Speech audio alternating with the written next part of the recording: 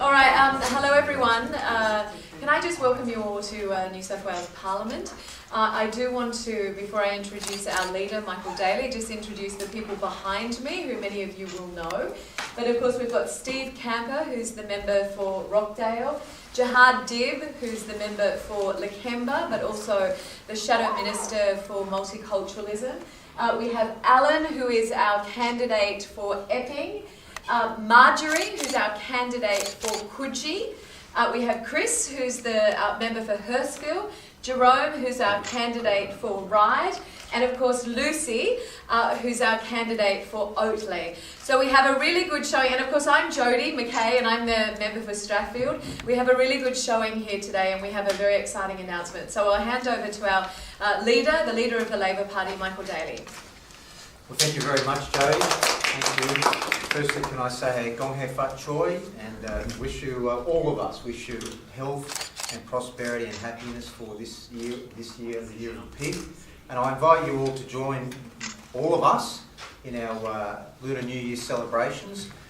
Sunday at 2 p.m. in Chinatown, we'll be going for a walk to share in the celebrations with all of you. I'd love to see you all there. We've made it here today to make a very important announcement about the future of our nation, the future of the education of our children. And I know that in the Chinese community, for not just centuries, but for millennia, education has been at the forefront of all of your endeavours. You understand very clearly, the Chinese people understand very clearly that education is the key to success. And one of the things we know in Australia, unfortunately, is that compared to countries around the world, the capability of our students to be bilingual is decreasing. We're not competing well with other countries on that footing. And the number of children in our schools who are learning a second language is decreasing. In New South Wales, we are behind Queensland and we are behind Victoria. So we want to make sure that our young people learn a second language. We want to make sure that our teachers are skilled up to teach our young people a second language. And we know that young people take to learning like a duck to water. The earlier you can teach children a subject or a skill, the better they are at learning it. So what we want to make sure is that community language schools and primary schools in New South Wales are better equipped to teach our young people a second language. In community language schools across New South Wales, there are 36,000 students teaching 50 languages. And one of the things that we know is that Australia is very much in the Asian region.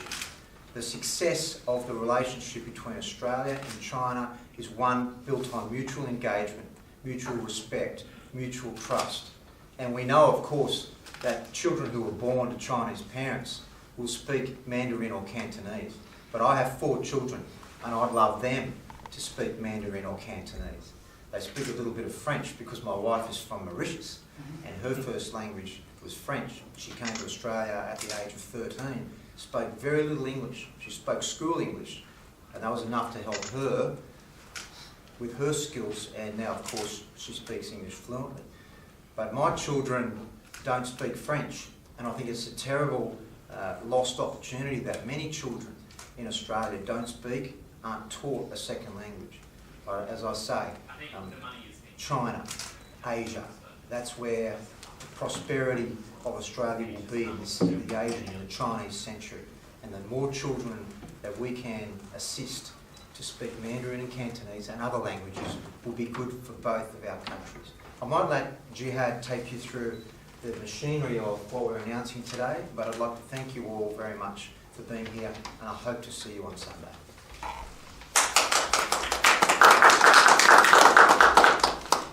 Well, thank you very much, Michael, for the introduction and for the comments. I'll try what Michael did, Ni Hao, and of course, Gong Hei Fat Choi.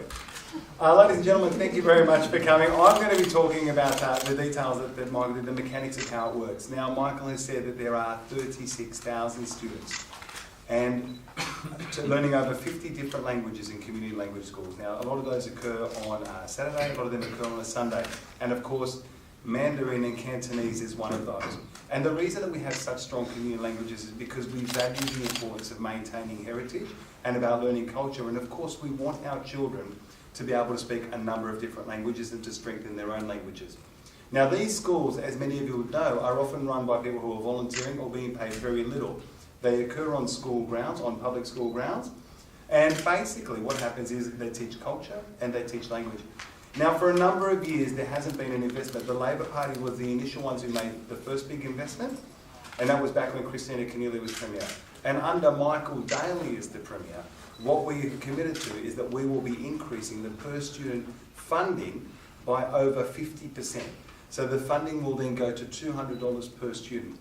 And the previous thing that we spoke about was what that would do. That would mean that we could not only offer more education, but better training, and also ensuring that our students, that your children, have got the best opportunities to not only maintain their language and their heritage and their history, but to strengthen it as much as they possibly can. Now, the Community Languages Federation, and many of you will have been at their 40th anniversary dinner late last year. The Community Languages Federation has got an exceptionally high reputation. It's run by the community, it's for the community, and as I said, 36,000 students attend. So the highline figure here is that we will be increasing the funding by over 50% per student, more than half, and that's one of the biggest increases that we've ever seen in community languages. It's an important increase, and it shows that Michael Daley, leading the Labor Party, values the language and values language education and values culture. And there's also other things that we will talk about, but I'm going to leave it with Mike. Do you want to talk about the other things, like the training? Yeah, why not? Okay. So here we'll keep going. It's our strategy, as Michael has said, is to make sure that we utilise the language skills that we have. We are one of the most multicultural nations on earth. And yet there's a lot of people here who can't speak more than one language, or they're not strong in a number of languages. We want to utilise that strength. There are 3,000 teachers who are teaching in the community language schools. And what we want to do is we're also going to establish a unit within the Department of Education that will then help those teachers gain formal teaching qualifications. So many of them are volunteers, but they're not qualified teachers. So we want to help them gain formal teaching qualifications so they can become better teachers, and so that they can also then begin to work in our primary schools. And why is that important? Because our long-term plan is to ensure that in primary schools, in a regular school, students also have the ability to speak another language. So whether it is Mandarin, or whether it is Cantonese, or whether it's another language, we can't do that unless we train the teachers. And the biggest resource that we have are teachers who are in a community language school who need a little bit of assistance and need a formal qualification. And the final point to that as well is that in schools, there are teachers who speak another language. So I was a school teacher. I wasn't a very good one, but I was okay. I was a school teacher. He wasn't a very good one, he just became the principal. I became a principal of a school, but I can speak another language, but I'm not qualified to teach another language in school.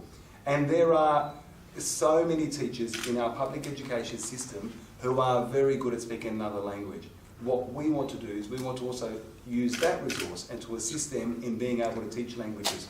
To teach English and to teach maths and to teach science, every one of them has a specific style that you need, a special skill.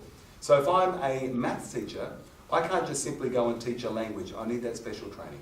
So the three key things, and the most important one, I believe, in here for this, when we think about the community groups, is the community language schools, increasing the funding by over 50%. The biggest investment directly into the schools. This is not for the training and it can help them with the facilities. This is directly into the schools to expand it, to create even better schools. The second one is to assist and to help people, the 3,000 volunteers who are teachers in a community language school, gain a formal teaching accreditation. So then they can also work in a school as well, in a regular school.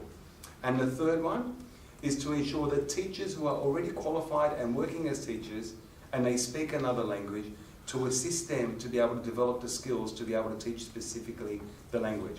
It's a really important policy. It goes to the heart of what the Labor Party stands for. Michael Daley has been incredibly strong in his support of this because, as he said, This is more than just about learning a language. This is also so important for our economic prosperity and for giving our future and our children the best opportunities to succeed.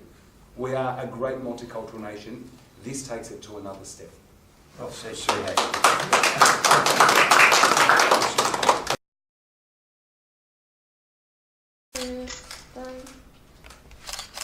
Another one.